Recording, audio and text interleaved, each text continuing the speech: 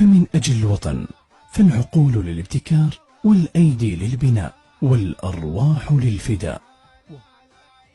وهنا الفدعان باندماج تام مع هذه الثقافة، فالجزء في طبيعته ممثل للكل. تجد الأبناء على نهج الآباء، أبناء قبيلة واثقين وأبناء وطن لائقين، عهودهم مواثيق لا تعرف الانقطاع لقادتهم، وحياتهم رهن الإشارة في سبيل بلادهم.